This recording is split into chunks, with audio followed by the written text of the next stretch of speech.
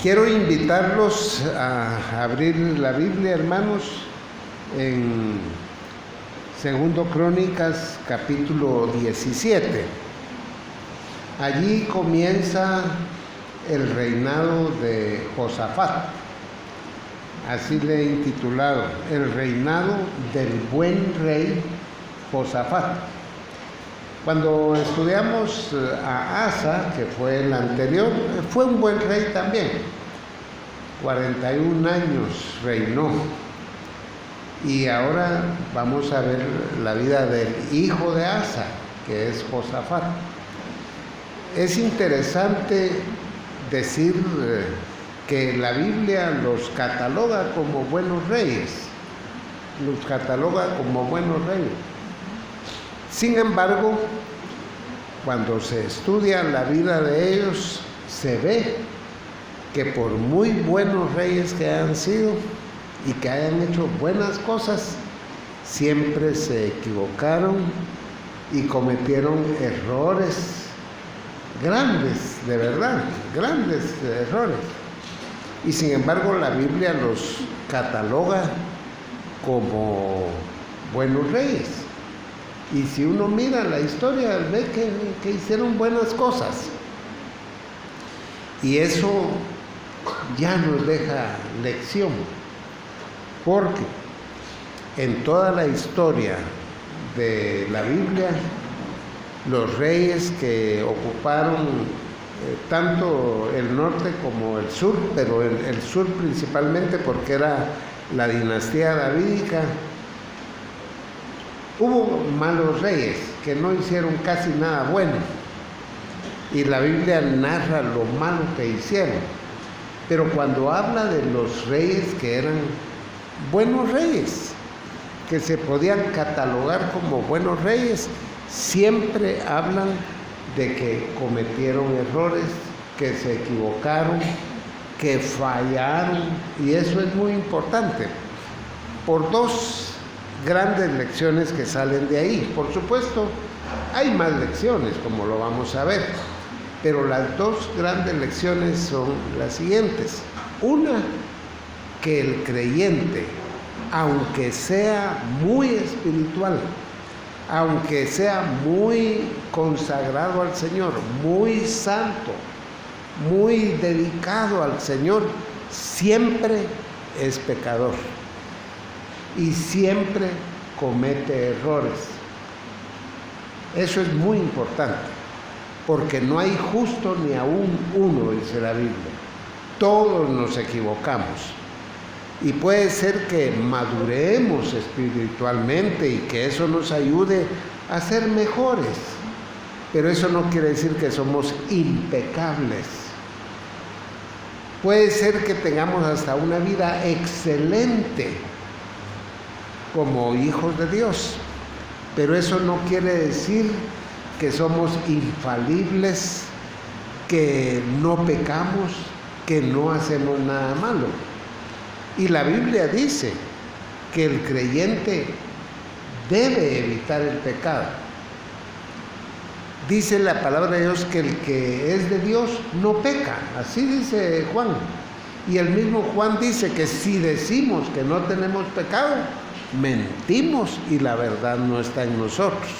En cambio, si confesamos nuestro pecado, Dios es fiel y justo para perdonar nuestros pecados y limpiarnos de toda maldad. Espero ser claro con lo que estoy hablando, porque aquí no estamos defendiendo de que, como somos pecadores, pequemos, hagamos lo que sea. Eso no estamos defendiendo aquí. Eso no estamos enseñando aquí. Estamos enseñando que por más consagrado que sea usted, por más dedicado a Dios, por más que ore, lea su Biblia, cante alabanzas, dé ofrendas y todo lo que hace un creyente normal, por más que sea así, siempre somos pecadores. Y esa es una de las cosas que deberíamos sacar de ahí también. Es que si nos equivocamos, hermanos, pidamos perdón al Señor. Pero si nos equivocamos y alguien nos señala nuestro pecado, reconozcamos que somos pecadores y que nos hemos equivocado. Qué bello es cuando alguien dice, perdón, me equivoqué.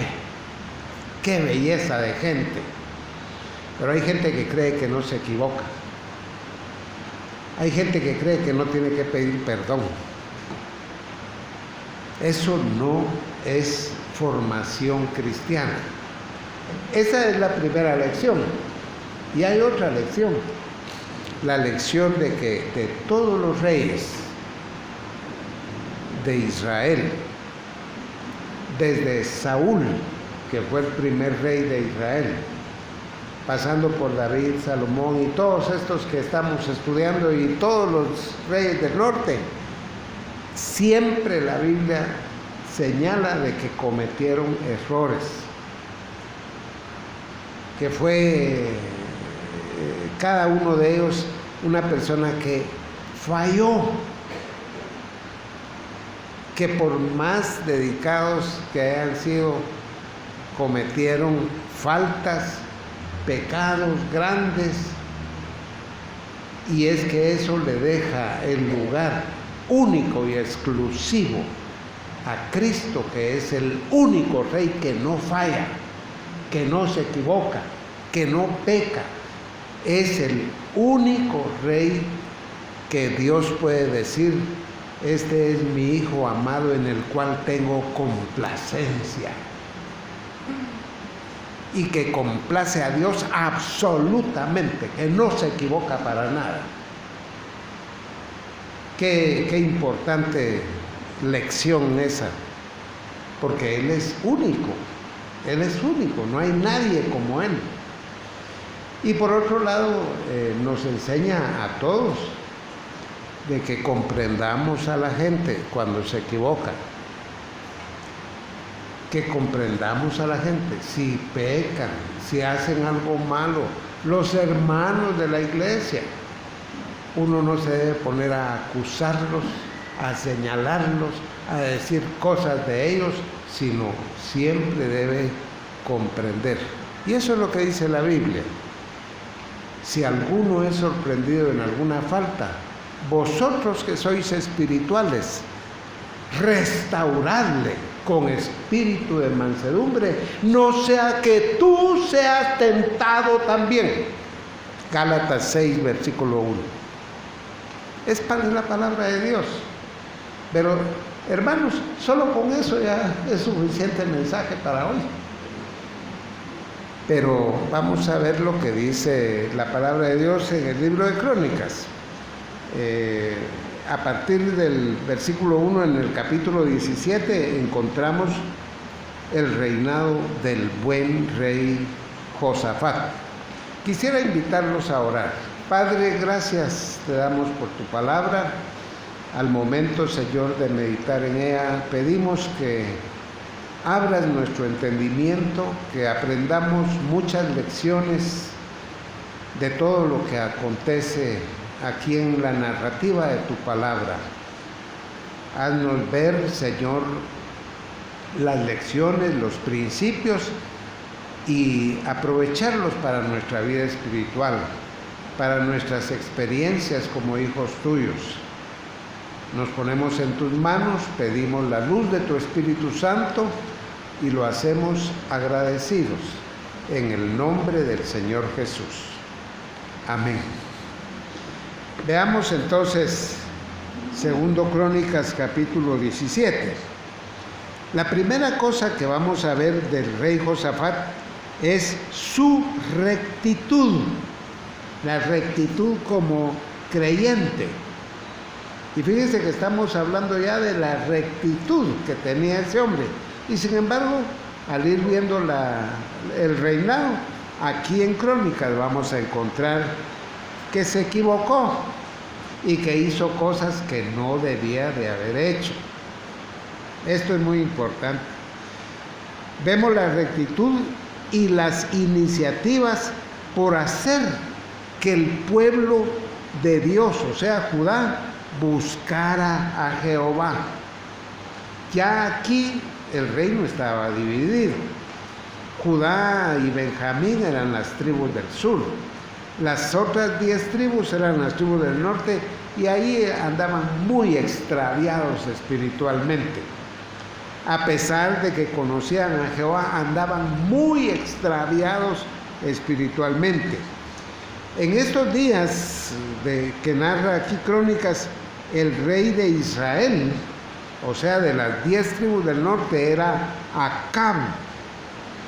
Y ese hombre, aparte de lo malvado que era muy activo y guerrero. Y sin embargo, Josafat era tan poderoso y tan piadoso y confiaba en Dios que Acab no lo podía atacar. No lo podía atacar. Ya varias veces habían intentado tener pleitos los reyes del norte contra los del sur, pero con Josafat, podíamos decir, no se podían meter a pelear con él. ¿Y por qué? Porque era un hombre recto, piadoso, que confiaba en Dios. Y eso ya lo protegía mucho a él. Ahora, miremos el versículo 3. Y Jehová estuvo con Josafat, dice, porque anduvo en los primeros caminos de David su padre y lo buscó, y no buscó a los Baales. Anduvo en los primeros caminos de David. Acuérdense que David, al comienzo de su carrera como siervo de Dios, fue muy exitoso y vivía muy bien espiritualmente. La época cuando mató al gigante Goliat, ese hombre se dedicaba al Señor. Ese hombre cuando peleó con Goliat fue en el nombre del Señor y lo mató.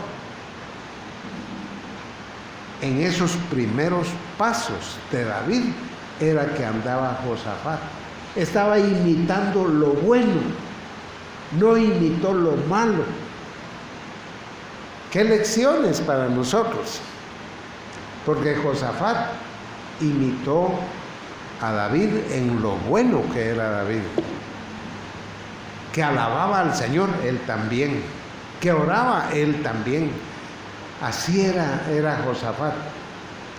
Porque David hizo muchas cosas malas, pero esas no las imitó Josafat. Como les digo, Josafat cometió otros errores, y aquí están. Pero esa era la razón. El texto dice que anduvo, dice, Jehová estuvo con Josafat porque, la razón, porque anduvo en los primeros caminos de David. O sea, era un hombre de Dios. Versículo 4. No buscó a los Baales, sino buscó al Dios de su padre. Y anduvo en sus mandamientos, y no según las obras de Israel, no como las 10 tribus del norte que eran idólatras. Versículo 5, Jehová por tanto confirmó el reino en su mano, lo confirmó. Y dice, y todo Judá dio a Josafat presentes y tuvo riquezas y gloria en abundancia.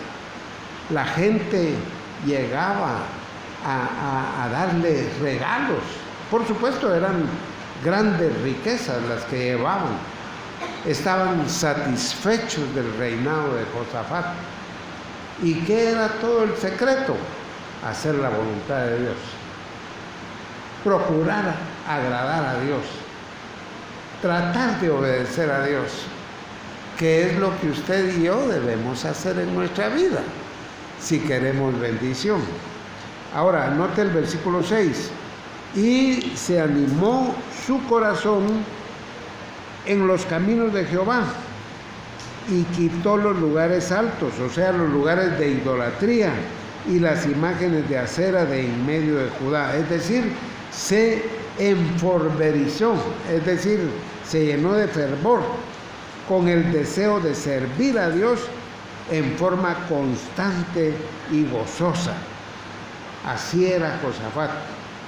Toda esta parte nos está hablando solo lo bueno que ocurrió, y Esdras, que es el autor de Crónicas, está diciendo lo bueno que era Josafat. Versículo 7: al tercer año de su reinado envió a sus príncipes, y ahí menciona los nombres, no los voy a leer, para que enseñasen en las ciudades de Judá. Versículo 8: y con ellos a los levitas, y menciona los nombres de los levitas también, y con ellos a los sacerdotes Elisama y Joram. Eso lo leo por ser tan pocos. Pero ¿qué fue lo que hizo Josafat? Se dio cuenta que el Judá, que estaba bajo su reinado, la gente ignoraba mucho la ley de Dios. No sabían la ley de Dios. Tenían la ley. Los levitas sabían la ley. Pero vino él y se dio cuenta que había mucha ignorancia de la palabra de Dios. Y aparte de la buena conducta de Josafat, ordenó que la gente que sabía Biblia fuera a enseñar Biblia. Dice que nombró personas para enseñar en las ciudades de Judá. Versículo 9 dice: y enseñaron en Judá, teniendo consigo el libro de la ley de Jehová, y recorrieron todas las ciudades de Judá enseñando al pueblo. Aparte de su buena conducta, de su rectitud, se dio cuenta que la gente no sabía la ley de Dios, la Biblia, que eran muy ignorantes. Y entonces, como rey, dio orden de que los levitas, los sacerdotes, la gente que sabía Biblia, tenía que ir a enseñar la palabra de Dios. Porque, hermanos, la ignorancia de la palabra trae consecuencias de pecado, consecuencias malas para el pueblo, no solo de Israel, para la iglesia. Si no se enseña la palabra, va a haber problemas. La gente no va a tener buena conducta porque no habrá temor de Jehová por no conocer la palabra de Dios. Entonces él, como rey, se preocupó de que hubiera enseñanza de la palabra de Dios. Versículo 10, miren lo que pasó. Y cayó el pavor de Jehová sobre todos los reinos de las tierras que estaban alrededor y Judá, y no osaron hacer guerra contra Josafat.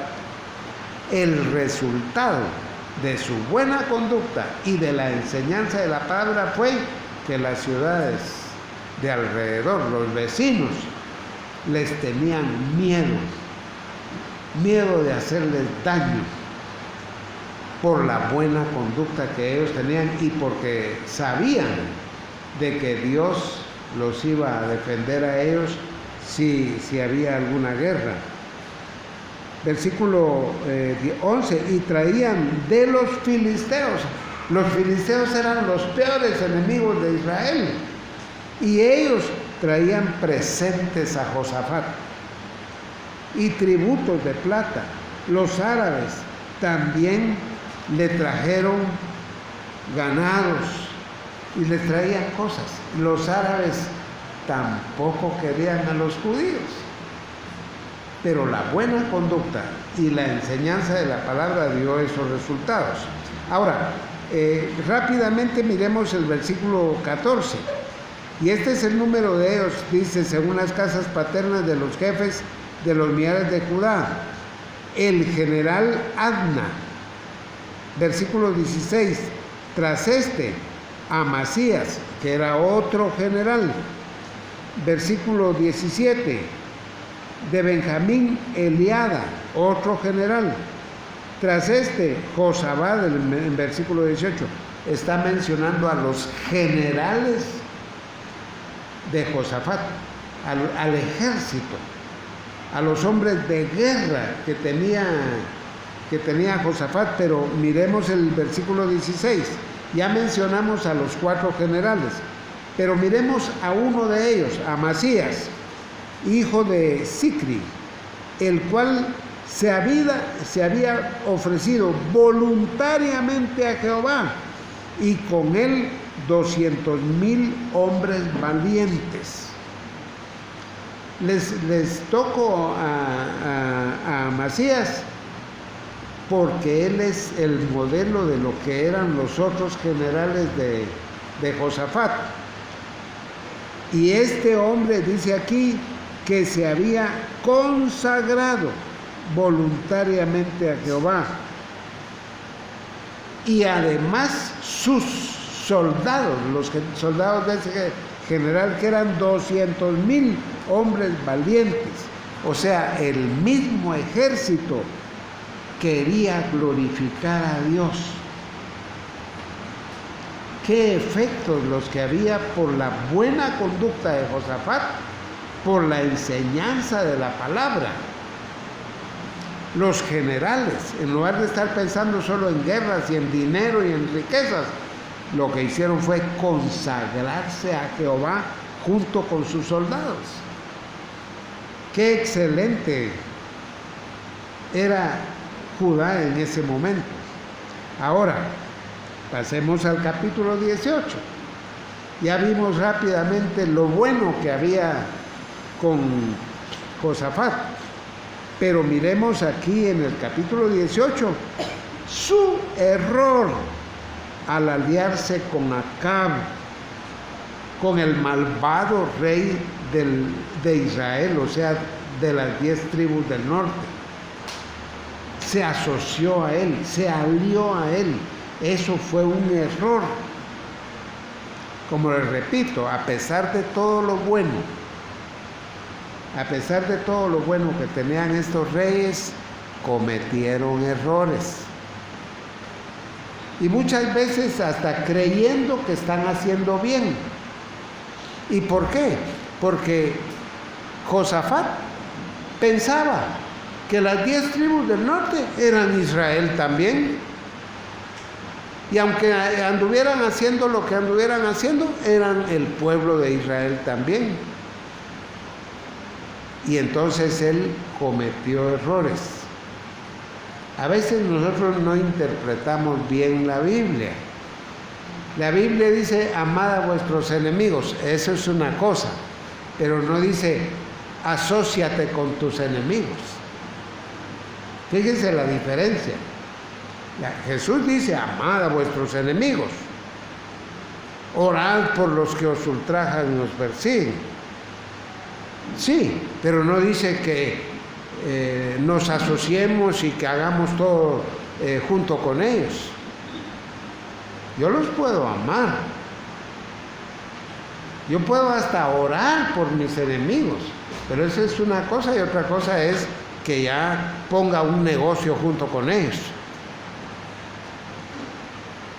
Porque va a haber problemas. Entonces no malinterpretemos la Biblia. Una cosa es amarlos y otra cosa es asociarse a ellos. Fíjense bien, porque eso fue lo que pasó aquí. Que Josafat pensó, si ellos son israelitas igual que yo, son descendientes de Abraham igual que yo, entonces, aunque anden mal, asociémonos con ellos. Eso fue lo que no estuvo bien. Y por supuesto, eso no le quita a Josafat lo bueno que era, lo recto que era, las buenas iniciativas que tuvo. Aprendamos, hermanos, porque usted puede ser muy recto, pero se puede equivocar si hace lo que hizo Josafat aquí, el capítulo 18, miremoslo. Tenía pues Josafat riquezas y gloria en abundancia. Así empieza el capítulo 18, hablando de la grandeza y que todo estaba bien. Y contrajo parentesco con Acab. Allí ya está lo malo. a pesar de la piedad y de su gran prosperidad, cometió la imprudencia de emparentar con Acab, que era un degenerado. Era un degenerado. Y allá en Israel adoraban a 2 becerros de oro que había puesto Jeroboam, pero que Acab aprobaba todo eso. Y ahí estuvo lo malo. Pero es interesante algo que dice aquí: contrajo parentesco con Acab. ¿Cómo fue eso?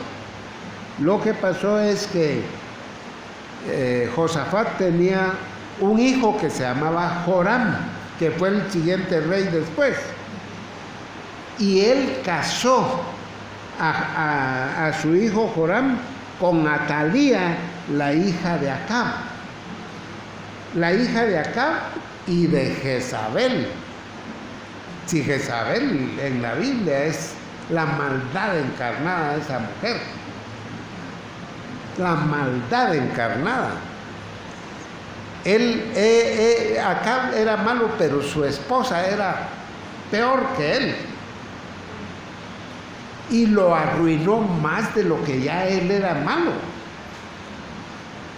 Y ellos dos tuvieron su hijita que se llamaba Atalía, y era peor que el papá y la mamá juntos. Y con ella casó a su hijo. Era una torpeza la que estaba haciendo. Hermanos, déjenme decirles así: no era que Josafat adulteró, no era que era borracho. No estaba cometiendo esos pecados. Lo que hizo fue que su hijo se casara con el hijo de un malvado y una malvada, pensando que no había problema de eso. Yo creo que hay que aprender. Hay que aprender. Una cosa es tener relaciones con la gente y otra cosa es asociarse, emparentar, volver de la familia a un malvado. Hay que tener cuidado. Yo no sé si usted a su hija o a su hijo, si viene y un narcotraficante se quiere casar, ¿cómo no? Pase adelante, no tengan pena. Estoy hablando así para que se entienda. Uno debe fijarse y aconsejar a sus hijos. Y yo les quiero decir algo: si su hijo se quiere casar con alguien inconveniente y no hace caso, es él. Pero usted sí puede aconsejar y decir: no hija, no hijo, no es cristiano. Tiene dinero, pero no es cristiano. Sí, tiene casas y tiene carros y tiene de todo, pero no ama al Señor. Hay que ver lo que uno está haciendo. Hay que ver lo que uno está haciendo. Porque a veces solo se ven los intereses materiales, que son mezquinos, hermano. Esos son intereses mezquinos. Porque es mejor lo poco del justo y no las maldades, las riquezas de maldad. Mejor no tener nada. La Biblia dice que es mejor bocado seco en paz. Así habla la Biblia. Pero hay gente que no se fija en eso. Solo se fijan que el pretendiente de la hija tiene carro, tiene esto, tiene el otro, ¿no? Aunque no ame a Dios. Aunque sea ateo, pero tiene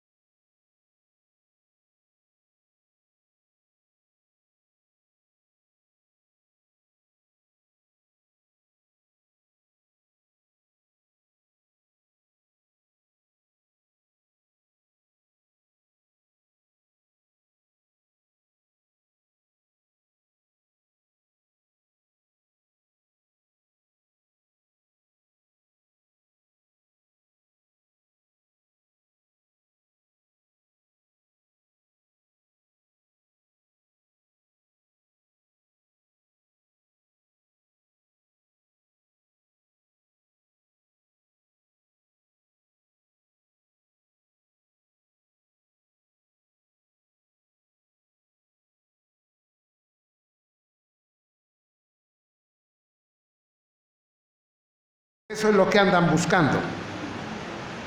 Eso es lo que andan buscando, milagros y prodigios y todo eso.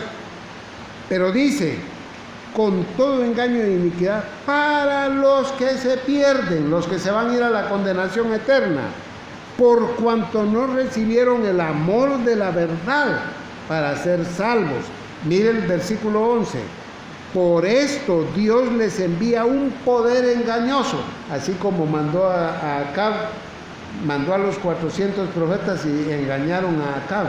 Por eso Dios les envía un poder engañoso, para que crean a la mentira, a fin de que sean condenados todos los que no creyeron a la verdad, sino que se complacieron en la injusticia. O sea que Dios puede usar a Satanás, al anticristo, y con milagros y prodigios y cosas falsas, y con visiones y revelaciones y de todo puede tener, a fin de que se pierdan más de lo que ya están, porque no recibieron el amor de la verdad para ser salvos, sino lo que andan buscando es lo espectacular, lo paranormal, lo milagroso, y no saben que Satanás se puede presentar haciendo señales, prodigios y milagros mentirosos. Mentirosos no porque no existan de verdad, sino que es para descaminarlo a uno de la verdad. Se les olvida que Janes y Jambres allá en Egipto convirtieron en varas las culebras, las varas las volvieron culebras. ¿Y cómo lo hicieron? Por poder de Satanás. O sea que imitaban el milagro de Moisés. Andaban haciendo todo como que eran hombres y mujeres de verdad. Hermanos, tengan mucho cuidado con todo esto. Yo espero que lo que dice aquí la palabra de Dios de verdad abra nuestros entendimientos. Estoy viendo que el tiempo ya terminó, pero no quiero dejar esto así suelto. Dice el versículo 23, entonces Sedequías, el profeta falso, hijo de Kenana, se le acercó y golpeó a Micaías en la mejilla. Le fue a pegar en la cara al profeta de Dios y dijo, ¿por qué camino se fue de mí el Espíritu de Jehová para hablarte a ti? Fue a reclamar de que Dios sí le hablaba a él, pero que lo que estaba diciendo contra él no era cierto, y por eso le fue a pegar, porque él no tenía otra manera de arreglar las cosas. Y Micaías respondió, he aquí, tú lo verás aquel día, le dijo él a Sedequías, al profeta falso, cuando entres de cámara en cámara para esconderte, porque el día que sea la guerra y que maten a Acab, y tú y los 400 mentirosos queden mal vistos, tú te vas a andar escondiendo por todos lados, porque habrán matado al rey por tu culpa. Y por supuesto eso se lo dice así, pero era un plan de Dios, hermano. Eso es lo que a veces nosotros no entendemos, que usted puede estar moviéndose aquí, pero Dios, si quiere lo permite y si quiere no lo permite, porque Él está a control de todo. Y a veces uno cree que yo decidí. No, hermano, fue el Señor el que decidió. Por eso es que usted debe alinearse con Dios. Por eso es que usted debe obedecer a Dios, aceptar la voluntad de Dios. Orar como dice el Padre nuestro. Tu voluntad que se haga en la tierra así como en el cielo. Que tu voluntad se haga en mi vida y no lo que yo quiera. Lo que le dijo Jesús en el Getsemaní al Padre, que se haga tu voluntad y no la mía. Así tiene que ser usted y así tengo que ser yo. pero nosotros queremos hacer nuestra voluntad. Y si algo no sale bien, ¿y dónde estaba Dios cuando pasó esto? Que no me ayudó. Él siempre ha estado donde está y donde debe estar. Y si a usted no le salen las cosas bien, no piense que fue malo de parte de Dios. El verdadero creyente se somete a la voluntad de Dios, a la soberanía de Dios. Y está tranquilo, hermano. Miren todo lo que pasó aquí. Bueno, no solo les voy a decir esto porque lo vamos a estudiar posteriormente. Acab, para burlar esta profecía, se metió a la guerra y ¿sabe qué hizo? Se puso como un soldado común y corriente, disfrazándose para que no pasara lo que el profeta decía. Y a Josafat le dijo: anda tú con las vestiduras reales para que crean que tú eres el jefe de la expedición. Y lo vamos a ver más despacio. Pero cuando ya estaban en la guerra, un soldado de los sirios tiró una flecha al aire, hacia la aventura, dice la Biblia. Y la flecha le cayó a Acab en la juntura de la coraza que llevaba, que estaba hecho así como de cinchos, que protegían los cinchos, pero entre la hendidura entró la flecha. Y el hombre solo tiró a la aventura. Y cabal le fue a caer a Acab y lo mató. ¿Por qué? Porque era la voluntad de Dios. Y por eso el control de que tiraron una flecha al aire, a la aventura. Y no le cayó en el casco o en algún lado donde lo protegiera la armadura, sino en la juntura, así en un espacio muy pequeñito. Ahí entró la flecha y mató a Acab. Porque Dios es absolutamente controlador, hermano. Eso es maravilloso, eso es maravilloso.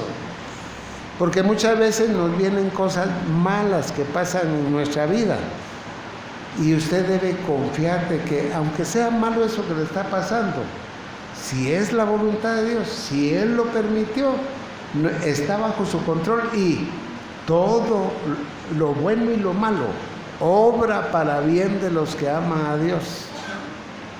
Todo obra para bien. Y no va a pasar nada sin la voluntad de Dios. Absolutamente confiemos en nuestro Dios. Este pasaje es muy precioso, de verdad, como toda la Escritura. Y lo vamos a seguir estudiando en futura oportunidad. Pero ahora oremos. Padre, gracias por tu palabra. Gracias por todo lo que nos enseñas. Ayúdanos, Señor, a ponernos bajo tu mano poderosa, a confiar en ti, a depender de ti. Que no estemos nosotros permitiendo ser engañados por la profecía falsa que abunda. Que así como vemos en el pasaje, hay 400 malos por uno bueno.